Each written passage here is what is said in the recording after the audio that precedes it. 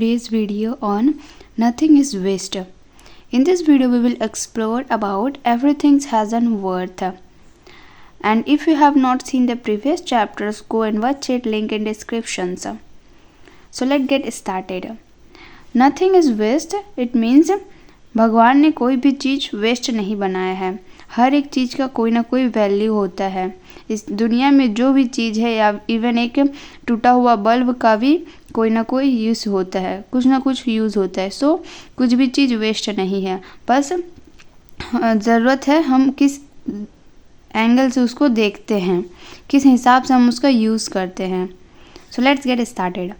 Our daily necessities are fulfilled by using the natural resource given by the nature. So जो हमारा daily necessity होता है उसको हम लोग कैसे फुलफ़िल करते हैं? नेचुरल रिसोर्स से फुलफ़िल करते हैं जो नेचर ने दिया हुआ होता है। But we are exploiting those resource and hence they are depleting at a very fast pace. Our own survivals will be threatened if we disturb the natural process that occur on our planet. जो हमें nature ने दिया है, भगवान ने दिया है, उसी का हम लोग यूज़ करते हैं और उसी से हम लोगों का नेसेसिटी फुलफ़िल होता है। लेकिन कभी कभी हम लोग उसका गलत इस्तेमाल करते हैं, नेचुरल रिसोर्सेज का गलत इस्तेमाल करते हैं, जिसकी वजह से आगे का जनरेशन्स आगे क्या होने वाला है, नेचर के रिसोर्स को अगर हम लोग गलत यूज़ करेंगे तो वो धीरे धीरे ख़त्म होने लगेगा, जो कि हमारे लिए बहुत ज़्यादा डेंजरस हो जाएगा आगे का लाइफ में. To understand today's concept, let us begin with the interesting story. आज का कॉन्सेप्ट जानने के लिए एक इंटरेस्टिंग स्टोरी पढ़ते हैं. Grandma's lessons. I am Sharita. I am talking about my grandma. तो ये सरिता की स्टोरी है जो अपने ग्रैंडमा के बारे में बता रही है. She is very helpful and loving. Mean Sarita का ग्रैंडमा बहुत ज़्यादा हेल्पफुल और लविंग है. She love everybody specially childrens. उसकी ग्रैंडमा सरिता की ग्रैंडमा हर किसी से प्यार करती थी, स्पेशली बच्चों से वो बहुत ज़्यादा प्यार करती थी. The children love her because she is always ready to listen to them, help them and tell them interesting story. Children भी उसकी ग्रैंडमा को बहुत ज़्यादा प्यार करते थे क्योंकि उसकी ग्रैंडमा हमेशा उसके बच्चों का सुनती थी, उसको मदद करती थी और उसको एक इंटरेस्टिंग स्टोरी भी सुनाती थी. But grandma is very punctual about times. लेकिन ग्रैंडमा जो थी वो टाइम के हिसाब से बहुत पंक्चुअल थी. B it wake up in the mornings, go to bed at night, taking meal, working और playing. उसकी ग्रैंडमा टाइम से उठती थी, टाइम से सोने जाती थी, खाना रात को टाइम से खाती थी, वर्क करती थी, प्लेइंग भी करती थी, सब चीज़ टाइम से करती थी. Everyone in the house has to complete his work in the time so as to please grandma and avoid her punishment. और घर के जितना भी मेंबर था सब कोई कंप्लीट करता था, अपना टाइम से काम को कंप्लीट करता था ताकि ग्रैंडमा से उसे पनिशमेंट ना मिले. Childrens no if they violate any of grandma's rules, grandma will not tell them story for at least a weeks. और बच्चों को भी ये पता था कि अगर बच्चे ग्रैंडमा का रूल्स को वायलेट करेगा, नहीं सुनेगा ग्रैंडमा का बात, तो बच्चों को स्टोरी नहीं सुनाया जाएगा कम से कम एक सप्ताह तक. So, though we love grandma, we are afraid of her punishment. So, यहाँ पे सरिता कहती है कि हम लोग ग्रैंडमा को प्यार तो करते हैं लेकिन फिर भी हम लोग डरते हैं उसके पनिशमेंट से. 2 days for now is Diwali. 2 दिन है दिवाली के लिए. Everybody is cleaning house. Diwali के टाइम हर कोई हाउस क्लीन करता है, तो सरिता भी क्लीन कर रही थी. I was assisting grandma is cleaning the house. I picked up a fused bulb and was about to throw it when grandma stopped me. तो सरिता भी जब हाउस क्लीन कर रही थी तब उसको एक फ्यूज्ड बल्ब मिला और वो उस फ्यूज्ड बल्ब को वो फेंकने जा रही थी, तब ग्रैंडमा ने उसे रोक लिया. Sarita don't throw the fused bulbs as it can be use for some other purpose. तो ग्रैंडमा ने रोकते हुए क्या कहा कि सरिता फ्यूज बल्ब को नहीं फेंको, उसका भी कुछ ना कुछ यूज़ हो जाएगा, अदर पर्पस के लिए उसका यूज़ हो जाएगा. व्हाट पर्पज़ ग्रैंडमा, सरिता पूछती है किस पर्पज़ के लिए इस फ्यूज बल्ब का इस्तेमाल करें. आई आस्क्ड, सरिता ने पूछा. At this grandma reply, darling when a dead snake can be of some use then why can't this fused bulb be use for some purpose. तो ग्रैंडमा ने रिप्लाई किया कि अगर एक मरा हुआ सांप किसी न किसी काम का आ सकता है तो ये फ्यूज्ड बल्ब किसी काम का क्यों नहीं आ सकता। You can use it as a decorative items, तुम उसका इसे डेकोरेटिव आइटम्स यूज़ कर सकती हो।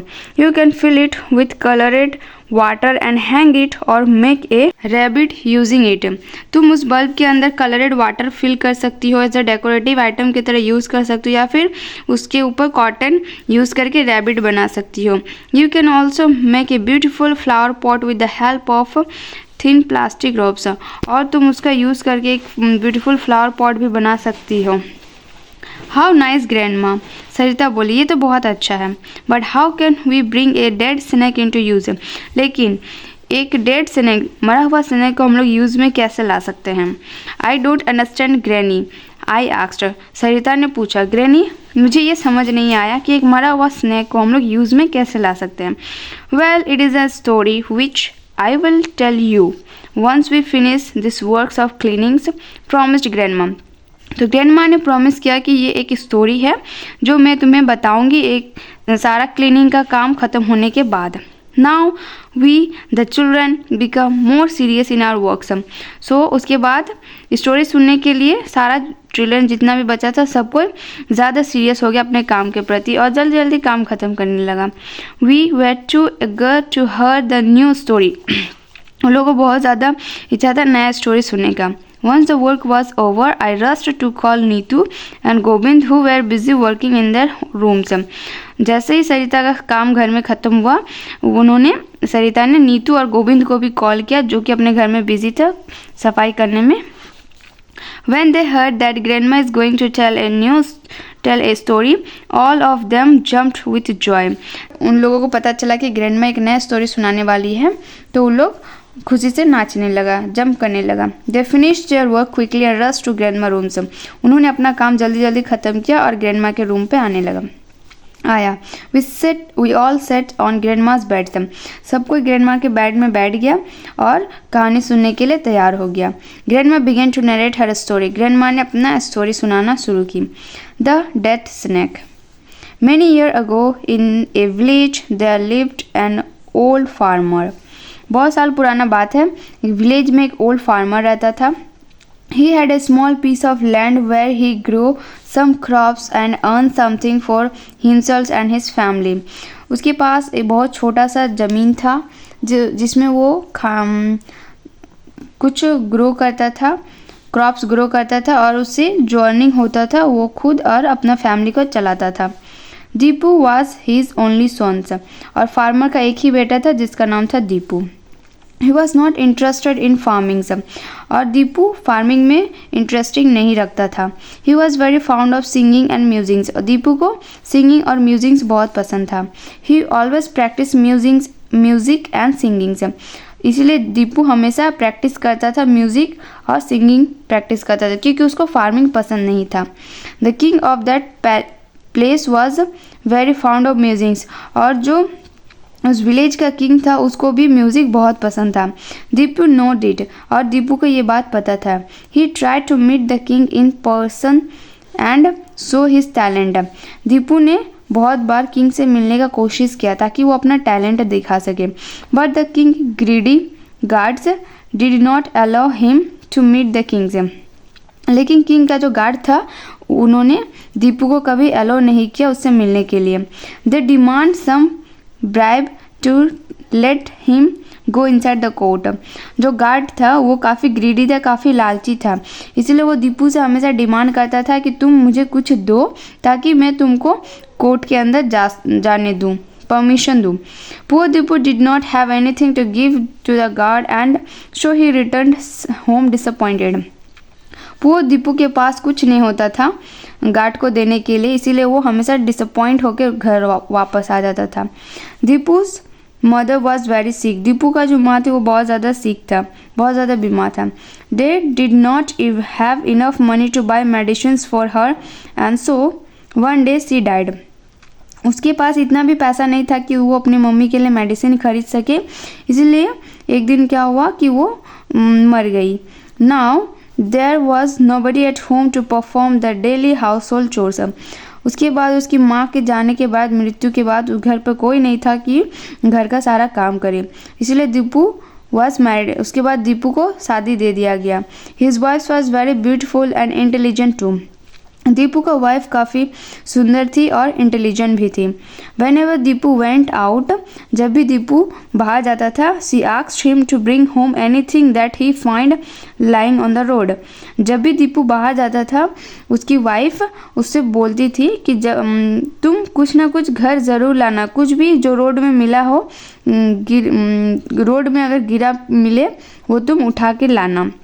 Deepu would ask, of course, use of What use will it be? तो दीपू ने पूछा कि उसका तुम क्या यूज़ करोगी। His wife would reply, उसका वाइफ ने रिप्लाई किया, Everything on earth has some value. इस अर्थ पे जितना भी चीज़ है उसका कोई ना कोई वैल्यू है। Someday you will realize it. एक दिन तुमको भी इसका रियलाइज़ हो जाएगा।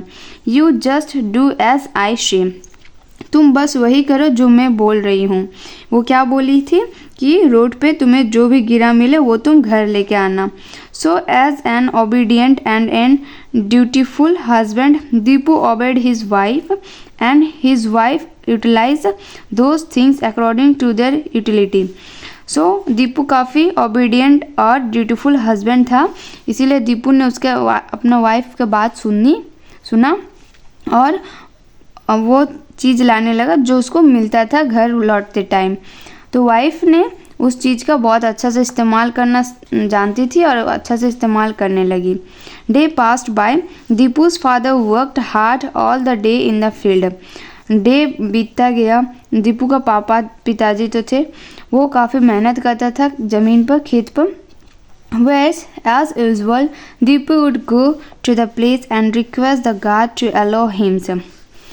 जैसे जैसे देश पास था, दीपू भी गार्ड के पास जाता था ताकि उसको एक बार मौका मिले राजा के पास मिलने का और अपना टैलेंट शो करने का। One day Deepu reach the place gate. एक दिन दीपू ने उस पैलेस गेट तक पहुंच गया। A guard who recognised him said, friend, don't you get tired of coming here daily for nothings. तो गार्ड ने उसे एक बार पूछ लिया कि दोस्त, क्या तुम थकते नहीं हो यहाँ पे डेली आते आते फिर निराश होकर चल जाते हो, तुमको कुछ नहीं मिलता है। Don't you have any other useful work, तुम्हारे पास कोई यूजफुल वर्क नहीं है। Deepu gave him a imploring look and say, it's very urgent, I must meet the king. Deepu ने रिप्लाई किया कि ये बहुत अर्जेंट है और मुझे किंग से मिलना है। Okay, tell me what is that urgent work. तो गार्ड ने पूछा कि ठीक है, हमें बताओ कि वो अर्जेंट वर्क क्या है। Then only I decide, said the guard, तभी मैं डिसाइड करूँगी कि तुम्हें महल में जाना है, कोर्ट में जाना है कि नहीं जाना है, ऐसा गार्ड ने बोला।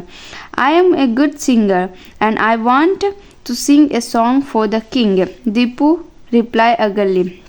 दीपू ने तुरंत रिप्लाई किया कि मैं एक गुड सिंगर हूँ, अच्छा सिंगर हूँ और मैं किंग के सामने एक सॉन्ग गाना चाहता हूँ।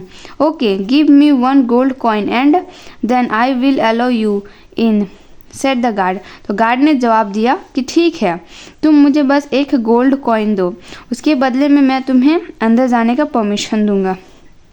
Deepu was very disappointed. Deepu उस टाइम भी काफ़ी डिसअपॉइंट हो गया। ही thought, if I would have had a gold coin with me, I would have started A business of my own instead of coming hair every day. Deepu ने सोचने लगा कि अगर मेरे पास गोल्ड कॉइन होता तो मैं अपना एक बिज़नेस खोल लेता, बिज़नेस स्टार्ट कर लेता, ना कि यहाँ पे डेली डेली आता। That day he lost all his hopes, और उस दिन वो अपना सारा होप्स खो दिया। ही dropped the idea of becoming a royal singer. उसके बाद वो जो सपना था उसका कि रॉयल सिंगर बनने का, उस दिन से वो देखना छोड़ दिया। That evening while returning home he stepped over something soft. उस दिन जब वो शाम को घर वापस आ रहा था, तब रिटर्न होते टाइम उसके पैर में कुछ सॉफ्ट सा उसके पैर में उसको पैर के नीचे आ गया, जो कि काफ़ी सॉफ्ट लगा। He bent down and saw a dead snake. उन्होंने झुका और उसने क्या देखा, एक मरा हुआ सांप, लाइंग ऑन द ग्राउंड, जो कि ग्राउंड में गिरा हुआ था। He picked it up and brought it home. उन्होंने उसको उठा लिया और घर ला लिया। When his wife saw it, she said, "Today you have bought a very unusual thing. Anyway, throw it on the roof. I will think about it tomorrow." उसकी wife ने जवाब दिया कि आज तुम बहुत ज़्यादा अनयूजुअल थिंग लाए हो, लेकिन कोई बात नहीं, अभी हम इसको रूफ में रख देते हैं, कल सुबह सोचेंगे डेड स्नेक के बारे में। Early next morning, when his wife was sweeping the courtyard, she saw an eagle flying over the roof of her house, carrying a gold necklace in his beak. Next morning क्या हुआ कि उसकी wife जब झाड़ू लगा रही थी courtyard में, तो उन्होंने देखा कि एक ईगल फ्लाइंग करते हुए आ रही है और उसका चोंच में एक गोल्ड नेकलेस था। While flying, the bird saw the dead snake lying on the roof. जैसे ही वो ईगल फ्लाई करके वहाँ से पार हो रहा था, तो ईगल ने देखा कि डेड स्नेक उसके रूफ में रखा हुआ था। Immediately dropped the necklace there and instant flew away with the dead snake in its claws. उन्होंने तुरंत वो नेकलेस को वहीं पे रख दिया, रूफ में रख दिया, और वो डेड स्नेक को अपना क्लॉज में उठा लिया और उड़ गया। Deepu's wife saw the gold necklace. Deepu को वाइफ ने गोल्ड नेकलेस देख ली थी।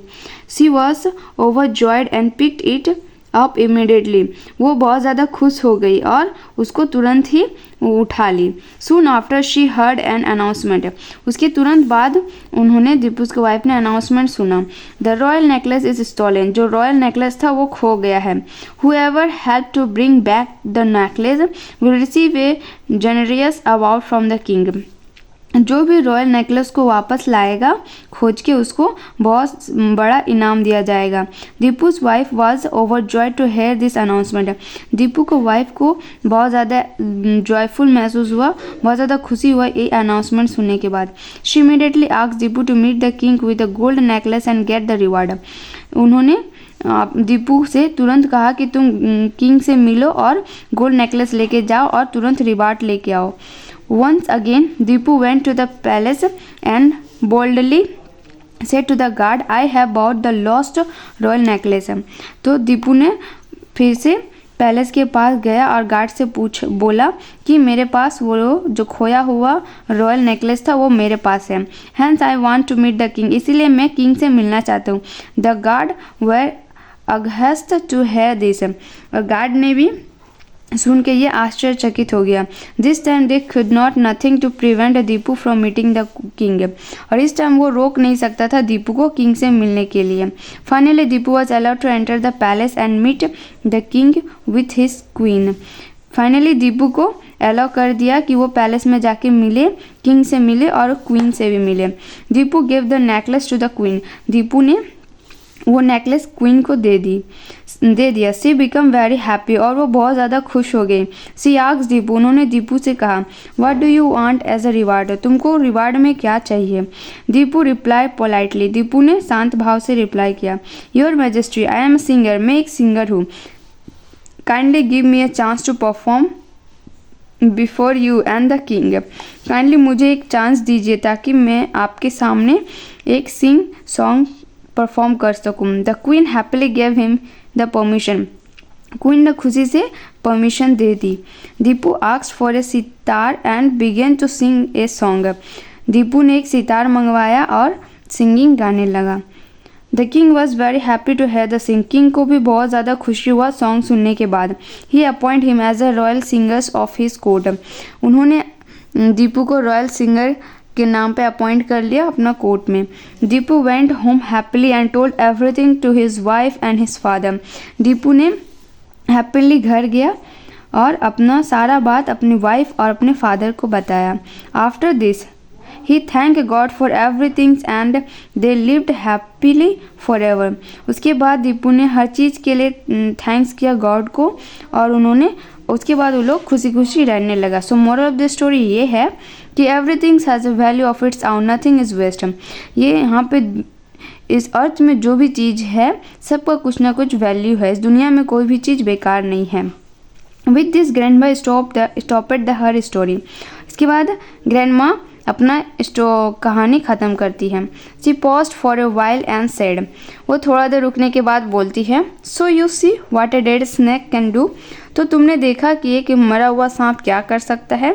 Therefore everything on earth has some value, इसीलिए इस अर्थ पे जो इतना भी चीज़ है सबका कुछ ना कुछ वैल्यू है। God has not made for nothing, God ने कुछ भी चीज़ वेस्ट नहीं बनाया है। So what a needle can do a sword can not, जो एक नीडल कर सकता है वो तलवार नहीं कर सकता। What love can do war can not, जो प्यार कर सकता है वो लड़ाई से नहीं कर हो सकता है। So God has made everything for some purpose, इसीलिए भगवान ने हर एक चीज़ कुछ ना कुछ पर्पस के लिए बनाया है। Not a single leaf move without God permission से, एक सिंगल लीफ भी बिना गॉड के परमिशन का मूव नहीं कर सकते हैं। Just grandma was saying all this, Zarine come in, she lived in the neighbouring flat, Zarine आई, उसके वो कहाँ रहती थी, नेबरिंग फ्लैट में रहती थी। She asked Neetu, Neetu do you have a fused bulb, Neetu उन्होंने जरीन आई और नीतू से पूछे कि तुम्हारे पास कोई फ्यूज्ड बल्ब है। Tomorrow is my SUPW class, our teachers will teach us to make a rabbit out of a fused bulb.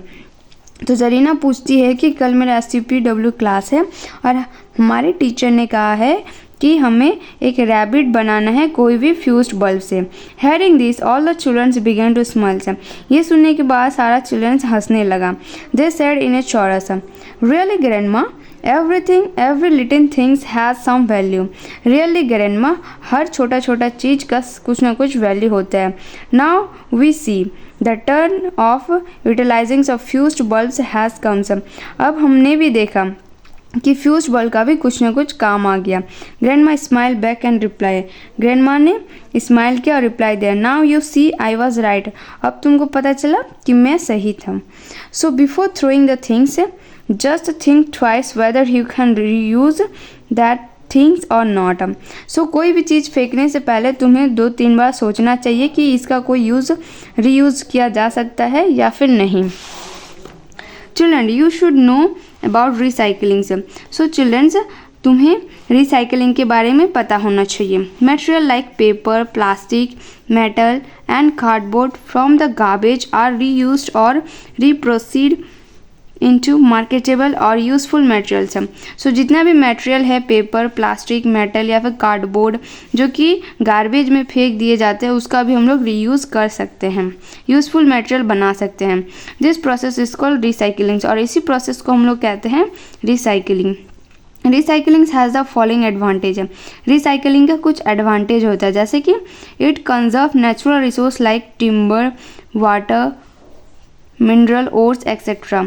It save energy, natural recycle से हम अपना एनर्जी को सेव कर सकते हैं और नेचुरल रिसोर्स को भी बचा सकते हैं, कंजर्व कर सकते हैं। It prevent population cause due to productive of new finishing good, जब हम लोग पॉपुलेशंस को भी कंट्रोल कर सकते हैं जब हम लोग कुछ पुराना चीज़ को नया चीज़ में इस्तेमाल करना सीख जाएंगे। For example recycling aluminium reduce monetary as well as environmental cost, जैसे कि एल्युमिनियम का रिसाइकिल करना इससे क्या होता है, मॉनेटरी और इन्वायरमेंटल कॉस्ट भी सेव होता है। Making cans from recycled aluminium take only 10% of the energy needed to make them from virgin ore. This save ore as well as the pollutions resulting from mining and processing. So the moral of the story is हमें कोई भी चीज़ फेंकने से पहले 2-3 बार सोचना चाहिए, क्योंकि इस दुनिया में जो भी चीज़ है उसका कोई ना कोई पर्पस है। भगवान ने कोई भी चीज़ वेस्ट नहीं बनाया है। So if you like this lesson, do like, share and subscribe to watch the next chapter. Thank you.